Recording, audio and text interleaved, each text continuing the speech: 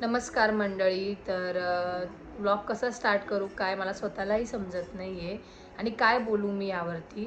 तर कालच तुम्ही मायराज कॉर्नरवर व्हिडिओ बघितला असेल, ब्लॉग बघितला असेल. जिजूंनी काल सांगितलं की घरात काय घडलं, कसं काय हे सगळं काही.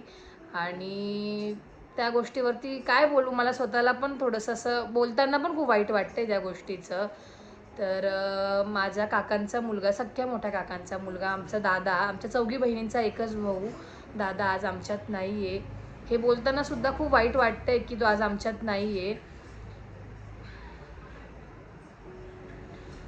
खूप म्हणजे खूप वाईट गोष्ट ही. आणि वहिनी झालं किंवा रियांसाठी, मोठी मम्मीसाठी सगळ्यात शॉकिंग गोष्ट आहे की जेव्हा आपलं स्वतःचं माणूस जातं तेव्हा कळतं की व्यक्ती गेल्याचं महत्त्व काय असतं त्या गोष्टीचं. आणि खूप लोकांच्या कमेंट्स यायच्या की ताई दादा ब्लॉगमध्ये दिसत नाही किंवा काय. तर प्रत्येकाची आवड असते की त्याला नाही आवडायचं ब्लॉगमध्ये जास्त यायला, किंवा तो म्हणजे जसं जिजू पण बोलले की तो बॅक कॅमेरा असायचा, स्टेजच्या मागे राहून त्याने सगळी कामं केली. तर खरंच आहे ते. दीदीच्या साक्षताईच्या लग्नात सगळ्या गोष्टी असो, बागे म्हणजे इवन मेहंदीच्या कार्यक्रमाच्या दिवशी पण तिथे गाद्या आणण्यापासून आम्ही सगळे सुरगाण्याला होतो, तो नाशिकला होता. त्याने सगळे म्हणजे गाद्या आणण्यापासून, बिर्याणी आणण्यापासून सगळ्या गोष्टी त्यांनी केल्या तिथे पण.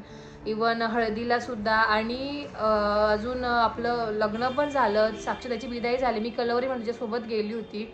तर हॉलवरती काय राहिलं आहे, काय सामान आहे, तिला काय गिफ्ट्स आले, सगळं सगळं रूम रिकामी करण्यापासून चाव्या देण्यापर्यंत सगळं दादाने बघितलं. आणि म्हणजे बाकीचं दीदी झालं किंवा समीक्षा आणि साक्षीताई झालं, त्यांच्याशी त्याचं एवढं कनेक्शन नव्हतं, पण माझ्यासोबत एक त्याचं वेगळंच कनेक्शन होतं. जसं की मी ड्राईव्ह वगैरे करायची, तर मग काय असं काय, चल संच्या तू गाडी चालव. मी म्हणजे जाऊ दे रे दादा, तू चालव ना गाडी. म्हणजे आमचं एवढं चालायचं ना. असं नाही की आम्ही रोज कॉलवर बोलायचो एकमेकांसोबत, किंवा रोज आमचं की काय काय करतोय किंवा काय, एवढं असं आमचं काही बोलणं नव्हतं रोजचं. पण असं पण नाही की रोज भेटल्यावर पण आम्ही रोज एकमेकांशी एवढं बोलायचं, असं पण नव्हतं. पण एक असतं ना की भाऊ बहिणीचं नातं असतं. जसं आज दीदी आणि दादाचं नातं होतं, तसं दादाचं माझं पण होतं, किंवा साक्षीताईसोबत पण होतं. जसं तुम्ही ब्लॉगमध्ये बघितलं, जिजूंनी टाकलं की इवन दादा साक्षीताईला उचलून उचलून नाचतोय आनंदाने. परत समीक्षाचं पण तो सारखं नाव घेत राहायचा, समीक्षाला इतका चिडवायचा तो. आणि काही पण असलं ना, किंवा आता गाडीचं काम असेल किंवा काय, तर पहिला फोन मी दादालाच करते, काय रे दादा काय करायचं. इवन पत्रिकेचं पण काम झालं, तुम्ही पत्रिकेचाही ब्लॉग बघितला असेल, त्याच्यात पण आम्ही दोघं पत्रिका ठरवायला गेलो होतो की कशी डिझाईन पाहिजे, काय कशी नावं टाकायचे. इवन आम्ही जेव्हा पत्रिका फायनल पण करणार, तर त्यात किती नावं राहिले काय हे सुद्धा त्याने परत एकदा चेक केलं होतं. किती नावं राहिले होते त्यांनी ते परत टाकले पण होते. त्या गोष्टी झाल्या. किंवा मग म्हणजे असं खूप असे कामं होते की तो म्हणजे कधी त्यांनी स्क्रीन समोर येऊन नाही केले, त्यांनी बॅक स्टेजच ते कामं केले, पण त्याचं कधी त्याने दाखवलं नाही. आणि त्याचा स्वभाव होता, अर्धा प्रत्येकाला एखाद्याला बोलायला, जसं वहिनी आहेत, वहिनी असं मनमोकळ्याने बोलतात, पण ती दादाला सवय नव्हती की तो आमच्या तसं सगळ्यांमध्ये येऊन ब्लॉगमध्ये बोलेल, असा नव्हता. ब्लॉग म्हणजे व्हिडिओ नसेल चालवता, तो खूप बोलायचा, गप्पा मारायचा, पण त्याला नव्हतं आवडत ब्लॉगमध्ये वगैरे बोलायला. आणि आज पण मी पण आज जिजूने जो ब्लॉग टाकला, त्याच्या म्हणजे जुन्या आठवणी, ज्या ज्या गोष्ट ब्लॉग मध्ये दिसतोय ते टाकलं, ते बघून मी सुद्धा खूप रडले आणि मला पण खूप वाईट वाटलं की. आणि मेन मुळं तर रियांश जास्त वाईट वाटतं की आज रियांश खूप लहान आहे आणि त्या एवढ्या लहान वयात त्याला ह्या सगळ्या गोष्टी बघाव्या लागल्या. आणि खूप समजूतदार आहे रियांश, खूप म्हणजे त्याच्या पप्पासारखाच आहे, खूप समजूतदार आहे. त्याने प्रत्येक गोष्ट व्यवस्थित केली, सगळ्या गोष्टी समजून घेतल्या. जेव्हा त्याला कळालं की आज आपले पप्पा नाही आहे, तरीसुद्धा त्यांनी एवढ्या गोष्टी पार पाडल्या. इवन कार्याच्या सगळ्या पूजा झाल्या, सगळं सगळं सगळं त्यांनी खूप व्यवस्थित पार पाडलं, खूप व्यवस्थित केलं त्याने. आणि वाईट त्याच गोष्टीचं, ज्याचे वडील जातात त्यालाच त्या गोष्टीचं वाईट वाटतं. आज आमचे बी पप्पा नाही आहे, वडिलांची जागा कोणीच घेऊ शकत नाही, वडील ते वडील असतात, हेच मी सांगेल.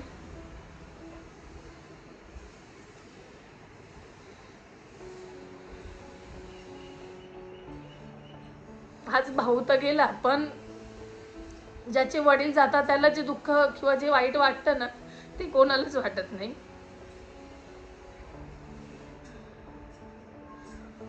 सगळे जीव लावतात, सगळे सगळं करतात, पण बापाची जागा कोणीच घेत नाही आयुष्यात. आणि ह्याच गोष्टीचं मला वाईट वाटतं की ठीक आहे, आम्ही तरी मोठे होतो किंवा आम्ही तरी आमच्या पप्पांना वाटलं, किंवा समीक्षा पण ठीक आहे थोडी मोठी होती, त्याच्यामुळे आम्ही काही गोष्टी हे केल्या, पण आज तो खूप लहान आहे आणि ह्या एवढ्या लहान वयात त्याला आज ह्या सगळ्या गोष्टी बघाव्या लागतं किंवा आज आपले पप्पा नाही हे किंवा काही गोष्टी. पण खूप खूप समजदार आहे रियांश, खूप समजदार. म्हणजे आत्तू हे करायचं का दीदी, म्हणजे आणि दीदी आणि जिजूने पण त्याला खूप म्हणजे सावरून घेतलं. आज त्या दोघांचा सपोर्ट होता, त्यामुळे सगळ्या गोष्टी घडल्या, सगळ्या झाल्या. जसं ते आमच्या पाठीशी उभे होते किंवा आहे अजून पण, तसेच ते वहिनीच्या मोठी मम्मीच्याही पाठीशी तसेच उभे आहेत ते. कुठल्याच गोष्टीचे दीदी पण कधीच कमी पडू देत नाही सगळ्या, आणि आम्ही पण आहे त्यांच्यासोबत. इवन आता मी पण नाशिकला जात असते, आता मी सुरगाण्याला आले दुकानात, कोणी नव्हतं म्हणून. तर मी पण जात असते वहिनींशी वगैरे भेटणं किंवा मग मम्मीशी वगैरे. वहिनी पण आता बऱ्या आहेत आणि मोठी मम्मी पण बरी आहे आणि त्या आता नाशिकला आहेत. मी सुरगाण्याला आले कारण तिथे दुकानात कोणी नव्हतं, त्यामुळे मला सुरगाण्याला यावं लागलं. आणि मी गेली नाशिक की तुम्हाला नक्कीच वहिनी आणि मोठी मम्मीला भेटवेल. खूप साऱ्या मेसेजेस पण येत होते, कमेंट्स पण खूप येत होते इन्स्टाला की ताई काय झालं आहे, व्लॉग्स काय येत नाही, आम्हाला खूप काळजी लागून राहिली आहे की व्लॉग येत नाही आहे किंवा काय.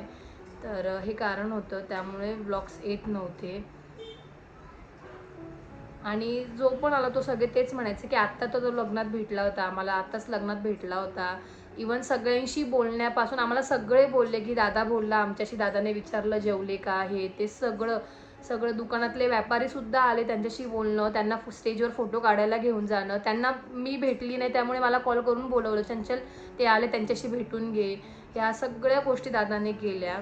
परत अजून पत्रिका वाटणं झालं, सगळ्या पत्रिका वाटणं हे ते गोष्टी पण त्याने बघितल्या. सगळं कॉल करून मला काय गं इथं पत्रिका दिली की काय गं इथं इवन कितीक लोक होते की त्यांना आम्ही म्हणजे आमंत्रण द्यायचं विसरत होतो, तिथं दादांनी आम्हाला फोन करून किंवा व्हॉट्सअप पत्रिका करून त्याने आमंत्रण दिले होते. म्हणजे अशा खूप गोष्टी होत्या की ते दादा करून घेईल, असं आपण एक रिलॅक्सेशन असायचं ना, तसं होतं आमचं की दादा बघून घेईल, दादा हे करून घेईल.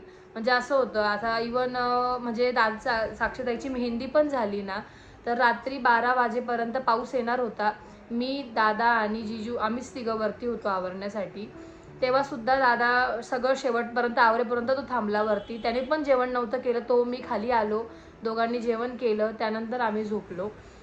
म्हणजे सगळ्या अशा बारीक बारीक गोष्टी ज्या असतात ना की त्या बघून गेल्या. म्हणजे आता प्लेट्स आणणं झालं, आता जिजूने जसं सांगितलं की नाश्ता आणत, तो त्याच्याकडेच काम ते. नाश्ता दादाच आणणार, मिसळपाव जिजूंना तर मिसळपाव घेऊन येणं किंवा असं आम्ही पण घरी राहिलो समोसा आणणं हे ते किंवा बाहेर खायला घेऊन जाणं. म्हणजे त्याचं सारखं चालू राहायचं. असं कधीच नाही की तो ते म्हणजे फक्त वहिनी आणि असं कधीच त्याने केलं नाही की तो फक्त वहिनी आणि मम्मीलाच घेऊन गेला. असं आम्ही तिथे राहायचो तर आम्हालाही फोन करून तो बोलवून घ्यायचा. आणि आज तो आमच्यात नाही आहे, ह्या गोष्टीचं खूप जास्त वाईट वाटतं. आणि इवन मी तुम्हाला जसं बोलले की जिजूंनी जो व्लॉग टाकला तो बघून तर मी खूप जास्त रडले. असं म्हणजे असं नाही की आम्ही खरंच सांगते की असं रोज बोलणं किंवा रोज भेटणं असं पण नव्हतं आमचं. पण एक असतं ना की ते म्हणजे आमच्या चौघी बहिणीचा तो एकच भाऊ होता आणि त्यात पण अशी गोष्ट घडली. त्या गोष्टीचं खूप वाईट वाटतं. आणि आमच्या घरात पप्पा, मोठे पप्पा गेल्यानंतर एक असतं ना माणूस म्हणून, तोच आमच्या घरामध्ये होता आणि तोही आज आमच्यात नाही राहिला. त्या गोष्टीचं जास्त वाईट वाटते.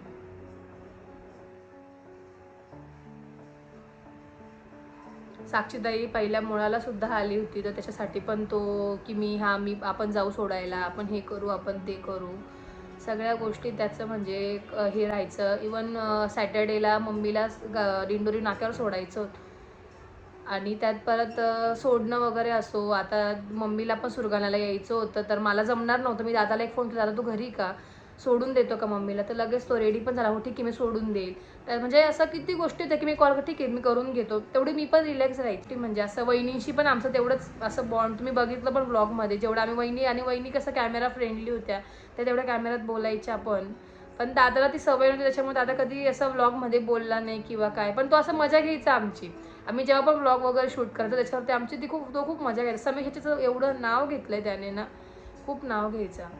आणि त्याचा आणि रियांशचा तर बॉन्डचं तर विचारूच नका. त्या दोघांमध्ये तर एक वेगळंच कनेक्शन होतं. त्याचं एवढं जिजू तर नेहमी त्याच्या पप्पा पप्पा, तो नेहमी असंच त्याच्या पप्पांना म्हणायचं, पप्पा आपण जाऊ ना, त्याला पप्पा पप्पा. म्हणजे रियांशकडे बघून जास्त वाईट वाटतं, कारण की त्याचा त्याच्या पप्पांचा बॉन्ड खूप वेगळाच होता, खूप म्हणजे खूप वेगळा. त्यांचं एकमेकांसोबतचं म्हणजे दादा त्याला चक्कर मारायला गाडीवर घेऊन जाणं झालं, किंवा काही खायचं असेल रियांशला, किंवा कुठे पण गेला तरी रियांशने कपडे घातले की आंघोळ केली का, म्हणजे असं नाही की ते जे काम आईचं असतं ते वडिलांनी पण केलं पाहिजे असं त्याचं होतं. तो सगळं त्याचं बघायचा, सगळ्या गोष्टी. इस्त्रीला म्हणजे साक्षीताईची वैदिकची साडीसुद्धा दादाने इस्त्री करून आणली होती, ती राहून गेली होती. तो इमर्जन्सी एवढा लांब आला आणि त्यांनी इस्त्री करून हॉलवर आणून सुद्धा दिली होती तिच्याजवळ. म्हणजे एवढं त्या बारीक बारीक गोष्टी असतात ना बघणं.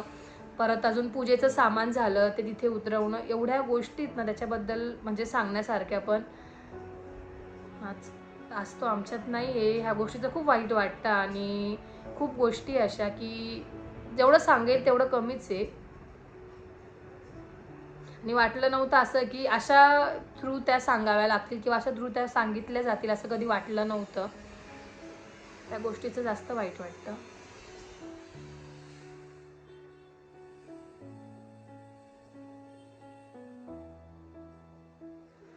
आणि जसं जिजूंनी पण तुम्हाला सांगितलं की दादाचा ट्रॅव्हलिंगचा बिझनेस होता आणि त्याला त्याची गाडी पण आहे. तर तुम्हाला पण जर गाडी हवी असेल, 2 गाड्या, एक 7 सीटर आहे आणि एक 5 सीटर गाडी आहे.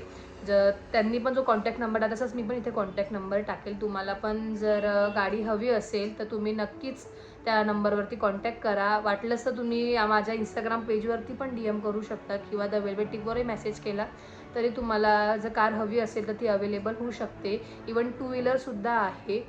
आणि तुम्हाला जर कधी नाशिकमध्ये गाडी हवी असेल किंवा नाशिकच्या बाहेरही हवी असेल फिरायला जाण्यासाठी तर नक्कीच आहे गाडी. बस एवढं सगळं बोलेल आणि हा ब्लॉग मी इथेच थांबवते.